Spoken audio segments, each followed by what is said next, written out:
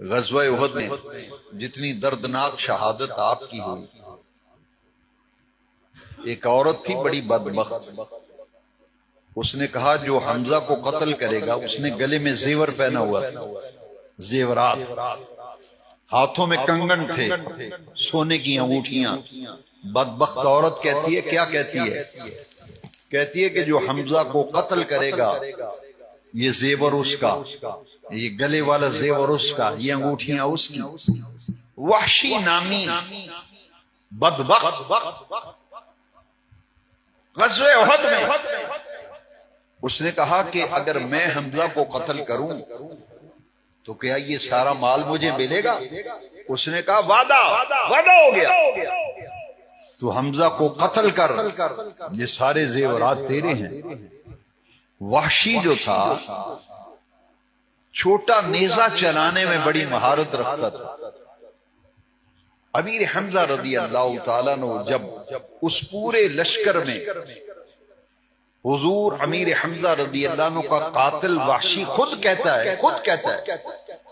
کہ مجھے تو جنگ سے کوئی سروکار نہیں تھا، مجھے جنگ سے کوئی غرض نہیں تھی، میں تو وہ مال حاصل کرنا چاہتا تھا اور میرا ٹارگٹ صرف حمزہ تھا، میرا ٹارگٹ صرف حمزہ تھا، میرا ٹارگٹ صرف حمزہ تھا، مجھے کسی اور سے کوئی غرض نہیں، اس لیے پوری جنگ میں میں اس طاق میں تھا کہ جب مجھے موقع ملے تو میں نے حمزہ کو قتل کرنا۔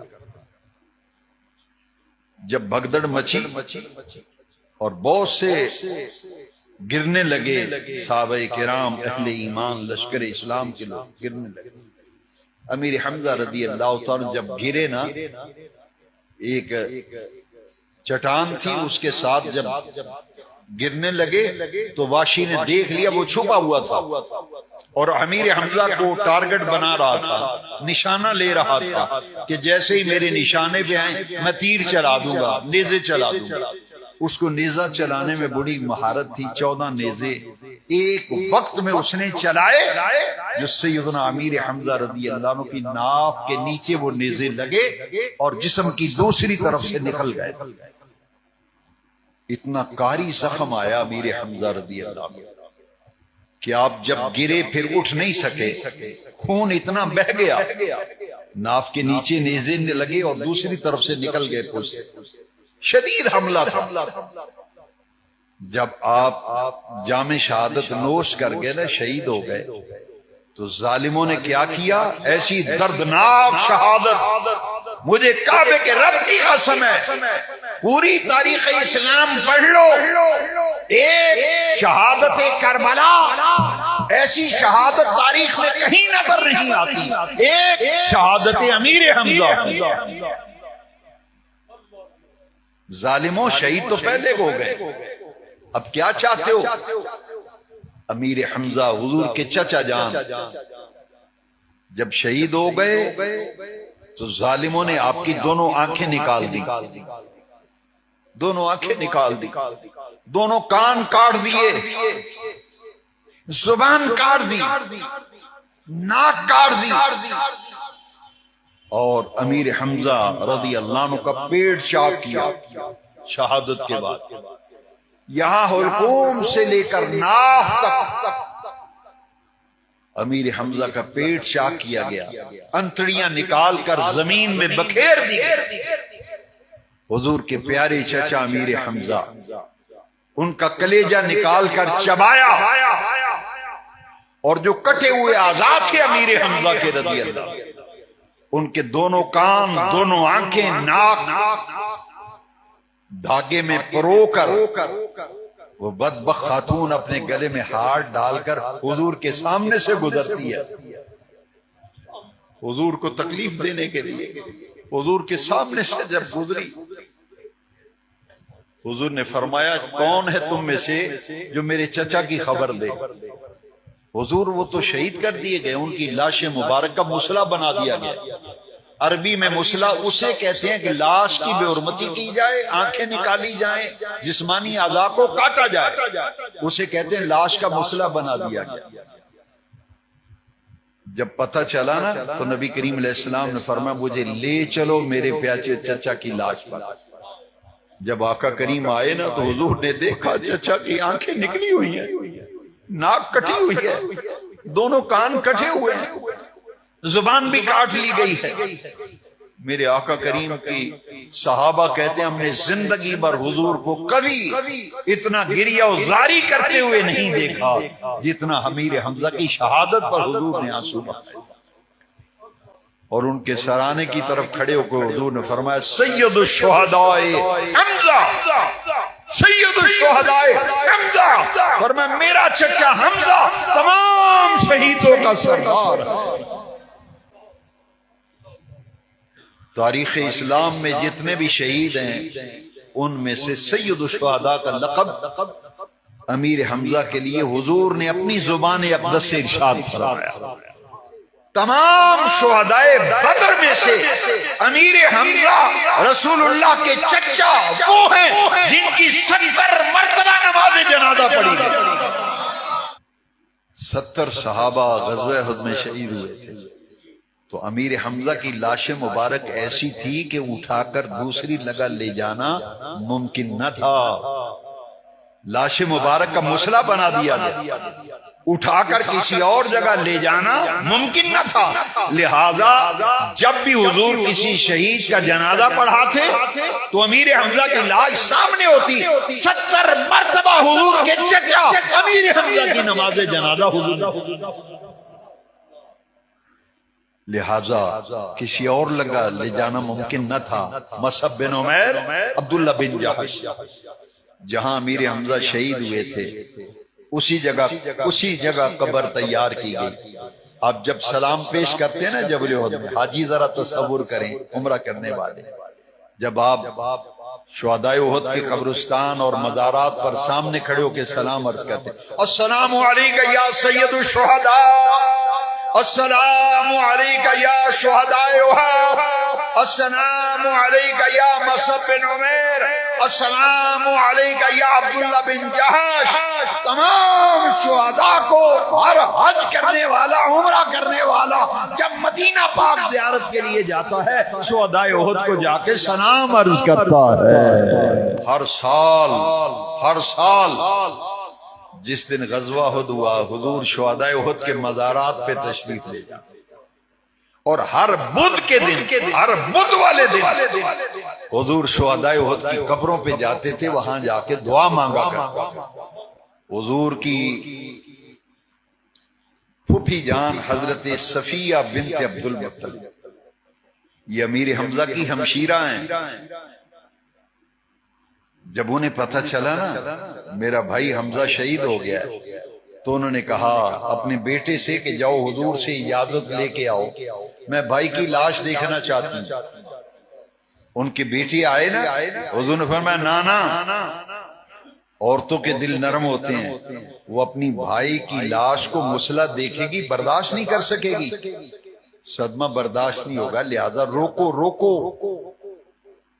صفیہ بنت عبد المطلب نہیں آنے دیں۔ جب حضرت صفیہ آ رہی تھی تو ان کے بیٹے نے آگے ایسے کر دیا کہ نہ اماں جان نہ، حضور نے منع کیا، آپ نے نہیں جانا، آپ سے حوصلہ نہیں پائیں گی، برداشت نہیں ہوگا۔ انہوں نے زور سے بیٹے کے سینے پہ دھکا دیا، کہا ایک طرف ہو جا۔ فرماتی ہیں میں جانتی ہوں حضور نے کیوں منع کیا ہے، میں اللہ سے وعدہ کرتی ہوں بے صبری نہیں کروں گی۔ جس وجہ سے حضور نے منع کیا ہے نا وہ میں جانتی ہوں، فرمایا پیچھے ہٹ جا، مجھے بھائی کی لاش تو دیکھنے دے نا۔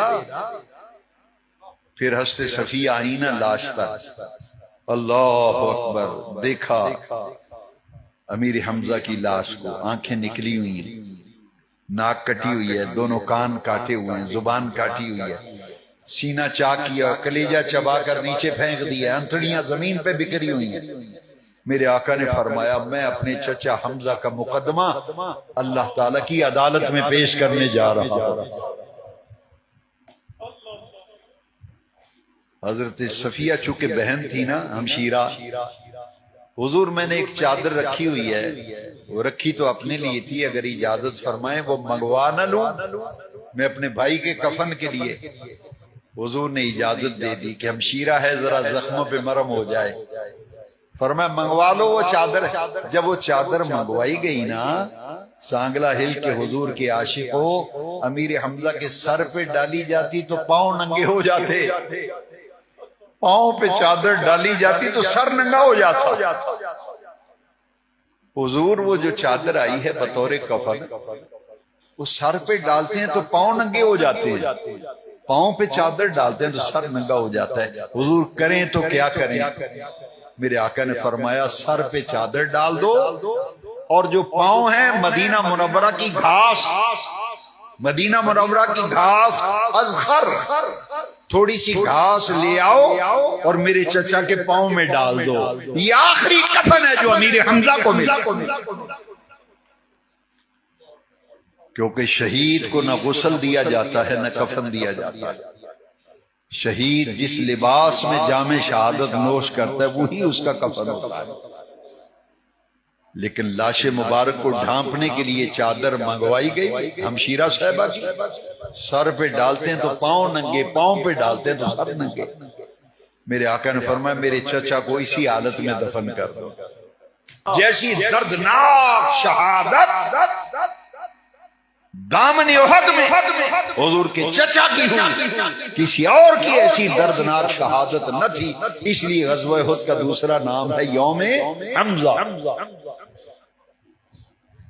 اور ان کا مقام کیا ہے؟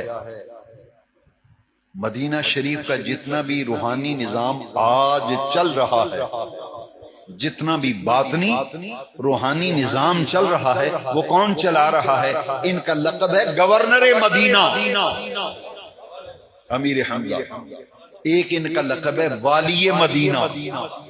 جاؤ اولیاء اللہ سے پوچھو، صوفیاء سے پوچھو، مدینہ طیبہ کا باطنی نظام اور روحانی نظام سارے کا سارا کون ہینڈل کر رہا ہے؟ وہ سید الشہداء حمزہ ام رسول اللہ.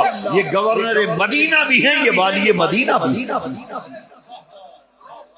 اور اہل اللہ کہتے ہیں جب بھی مدینہ شریف جاؤ امیر حمزہ کی حاضری ضرور دیا کرو، اور امیر حمزہ کے مزار شریف پہ جا کے کہا کرو میری یہ درخواست نبی پاک سے منظور کرا دیجیے، میری یہ درخواست حضور سے منظور کرا دیجیے. اور حضور کے روضہ اطہر پہ جب جائیں سلام عرض کریں، دعا مانگیں تو کہیں یا رسول اللہ آپ کے چچا امیر حمزہ کا واسطہ پیش کرتا ہوں، میرے لیے یہ دعا فرما دیں، مجھ پر یہ نگاہ لطف و کرم فرما دیں.